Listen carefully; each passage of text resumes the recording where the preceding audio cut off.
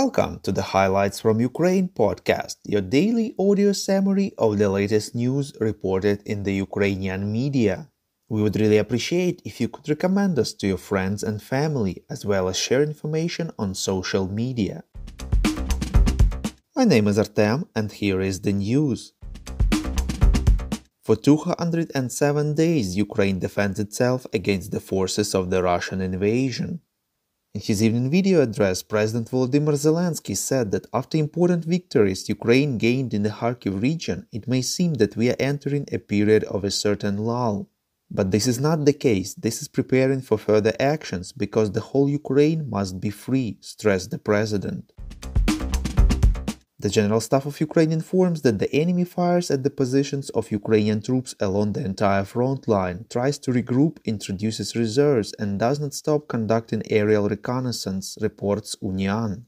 Over the past day, Ukrainian units repelled enemy attacks in the areas of Mykolaiivka Druga, Vesela Dolina, and Bakhmut Donetsk region. Ukrainian intelligence informs that due to significant shortage of both human and material resources, the Russian invaders continue to resort to non-standard ways of replenishing them. For example, 400 people serving time for criminal offenses were sent from the Russian city of Tambov to strengthen units fighting in Ukraine. In the Krasnodar region, organizations of veterans of the Soviet-Afghan War received the task of collecting money from the local population for the purchase of warm clothes for the regional volunteer battalion. The US Institute for the Study of War informs that the Ukrainian counteroffensive in Kherson region is making progress, and Russian forces appear to be attempting to slow it and fall back to more defensible positions rather than stop it cold or reverse, reports Ukrainska Pravda. The experts point out that continuous Ukrainian attacks on Russian ground lines of communication across the Dnipro River to western Kherson region appear to be having increasing effects on Russian supplies on the right bank. Recent reports indicate shortages of food and water in Russian-occupied Kherson city and at least a temporary slackening of Russian artillery fire. Poor quality proxy units have collapsed in some sectors of the Russian front lines, moreover allowing Ukrainian advances. The institute expects that Ukrainian forces will likely regain much, if not all, of the western Kherson region in the coming weeks. The Russian media informed that in the morning of September 18th, the prison in Olenivka, Donetsk region was again shelled. One Ukrainian prisoner of war was killed, 4 wounded, reports RBK Ukraine. There are no mentions of Russians being injured. The Russian side claims that this was a Ukrainian attack.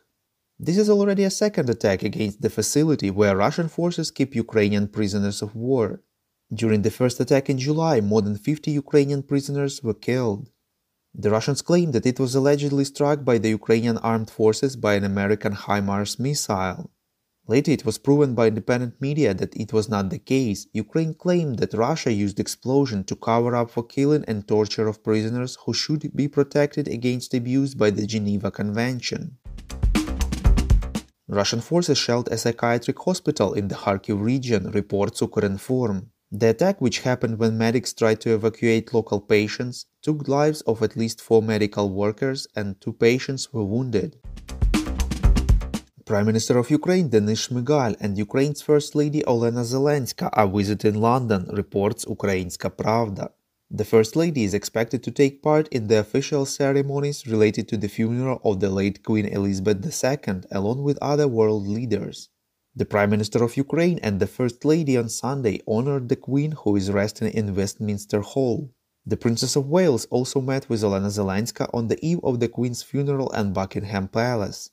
According to the local media, at least 1 million people are expected to visit the central part of London on the day of the Queen's funeral. Known Soviet and now Russian singer Alla Pugacheva, who recently returned to Russia, publicly reacted to the recent decision of the Russian authorities to assign her husband, comedian Maxim Galkin, to the status of foreign agent, reports Ukrainska Pravda. In her social media, the singer appealed to the authorities and asked to include her in the same list. The reason given by the singer was solidarity with the faithful. At the same time, unlike Galkin, Pugacheva did not condemn the actions of the Russian military in Ukraine, but only called them our guys who are dying for illusory goals. Comedian Maxim Galkin did not only condemn the actions of the Russian military, he donated part of his fees from the tour to help the affected Ukrainians. Ukrainians are actively discussing the situation in social media, with many supporting Pugacheva, while others call not to forget that she and her husband were silent when Russia attacked parts of Ukraine back in 2014. We would really appreciate if you could support us on our Patreon. Even $5 a month will help us to continue our work and present to you the latest news from Ukraine. As a token of our gratitude for your support, you will get access to a series of exclusive episodes on Wartime Life in Ukraine. From this series, you will learn how ordinary Ukrainians live in times of invasion, what they eat, how they travel, celebrate, what music they listen to, and much more. To subscribe to our Patreon, follow the link in the description to this episode. Thank you. We call on you to demand from governments of your countries to impose the toughest sanctions possible on Russia and its citizens to stop their invasion of Ukraine.